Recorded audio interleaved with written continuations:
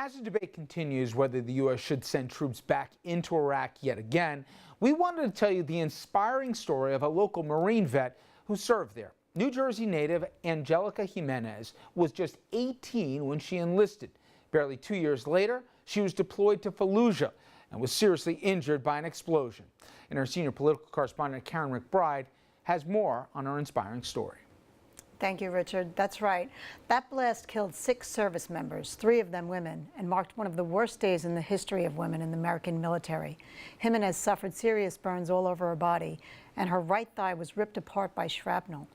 Now, 10 years and several surgeries later, Jimenez is recovering from her physical wounds, and she's also found a way to help her heal her emotional scars as well. Angelica, it's nearly a decade now since that fateful day in Fallujah when the suicide bomber struck your unit and several of your comrades perished. I know you suffered some serious injuries yourself. What do you remember from that day? It was a horrible day, a day that I never expected would ever happen in my entire life.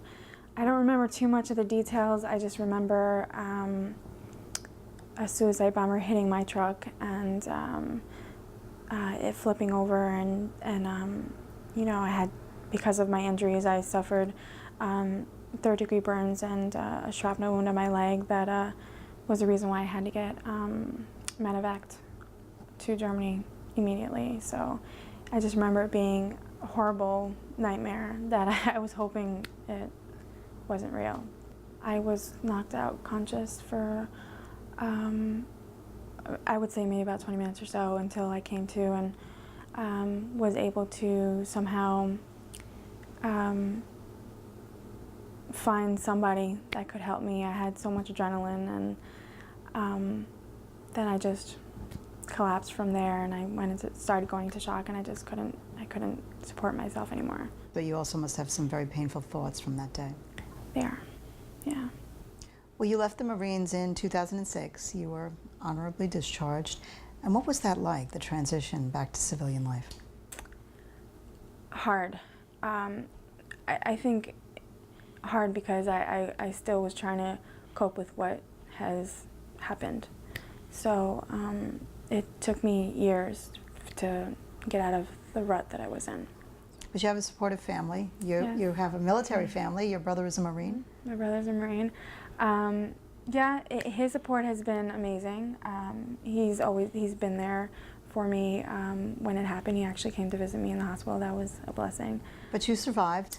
You've undergone a number of procedures at Operation Mend at the University of California, and that pairs plastic surgeons with veterans. Yes, they're an amazing program. Well, tell us about your experience there.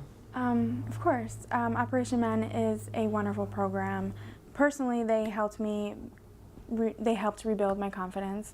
Honestly, I never felt so grateful and blessed to have came across Operation Mend. I really do truly love them and appreciate them.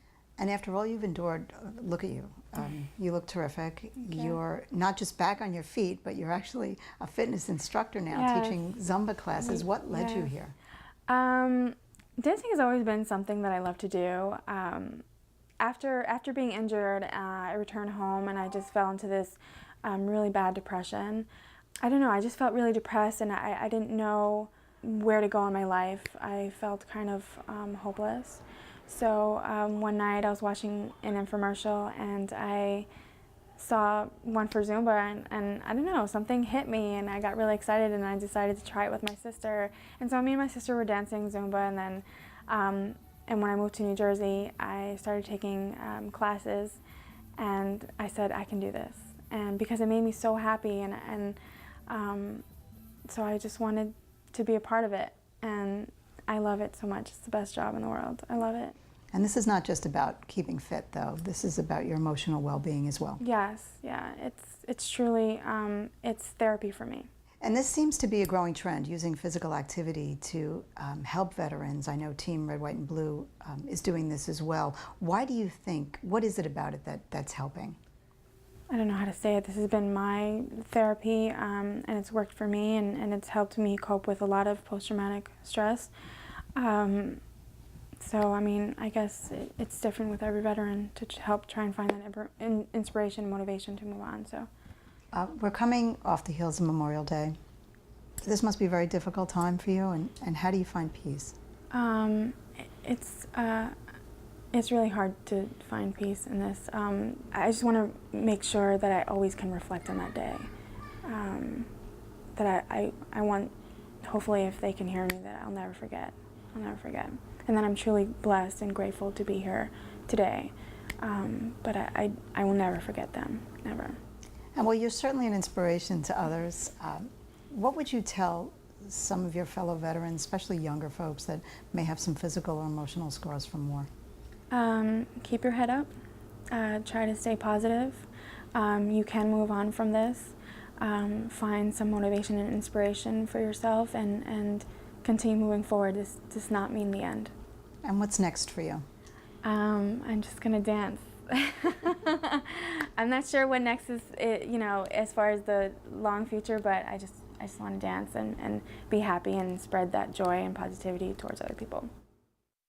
Well, as you can see, Rich, this is an amazing young woman, and really her strength and her energy belies what she went through in Iraq. And as you said right off the top here, in history, this is one of the deadliest days for female service members, certainly as it relates to modern history. Thank you very much, Karen.